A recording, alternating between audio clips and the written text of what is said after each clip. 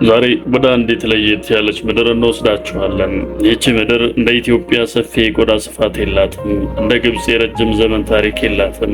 እንደውም ከ60 ዓመታት በፊት ዓለም ህልውና አይኖራትም ብሎ የፈረደባት የተፈጥሮ ሀብት የሌላትና መጠጥ ውሃ እንኳን ከጎረቤት የምትለምን ደካማ ሀገር ነበረች። የሚገርመው ግን ዛሬ ይህችው ደሴት የዓለም የፋይናንስ ማማ፣ የቴክኖሎጂ ገነትና የቢሊዮነሮች መሸሸጊያ ሆናለች። ጎዳናዎቿ በንጽህናቸው መስታወት ይመስላሉ። ህዝቦቿ ደግሞ በስርዓታቸው ዓለምን ያስደምማሉ። ይህቺ ከጭቃማ እሳት ማጆች መንደር ተነስታ በግማሽ ክፍለ ዘመን ውስጥ ተአምር የሰራችው ሀገር ሲንጋፖር ትባላለች። የሲንጋፖር ታሪክ በድል ሳይሆን በፈተና የተሞላ ነው። በ19ኛው ክፍለ ዘመን በብሪታንያው ስታንፎርድ ራፍልስ እንደ ንግድ ጣቢያ ተመሰረተች። ይሁን እንጂ በሁለተኛው የዓለም ጦርነት ወቅት በጃፓን ተወራ፣ ህዝቧ ከፍተኛ ስቃይ አይቷል። እጅግ የሚገርመው የታሪኳ ክፍል ግን በ1965 ዓመተ ምህረት ከማሌዥያ ስትገነጠል የነበረው ሁኔታ ነው።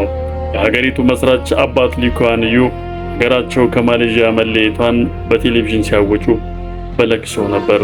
ምክንያቱም ሲንጋፖር ያኔ ለህዝቧ የምታበለው ምግብና የምታጠጣው ውሃ እንኳን አልነበራትም። ለኛ ህልውና ማለት ምርጫ አይደለም፣ ግዴታ ነው። ያጽናት ነው ዛሬ ለምናያ ሲንጋፖር መሰረት የሆነው። ሲንጋፖር የተፈጥሮ ሀብት የላትም፣ ስለዚህ የሰው ሀብት ላይ ኢንቨስት አደረገች።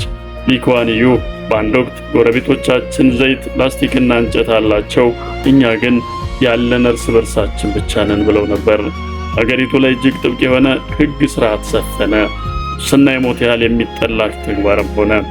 ሲንጋፖር ስኬት ሚስጥር 3 ነገሮች ናቸው: ትምህርት፣ ግልጽነትና ጠንካራ የሥራ ባህል። ዛሬ ሲንጋፖር በዓለም ላይ ዝቅተኛ የሙስና ደረጃ ካላቸው ሀገራት ተርታ ትመደባለች።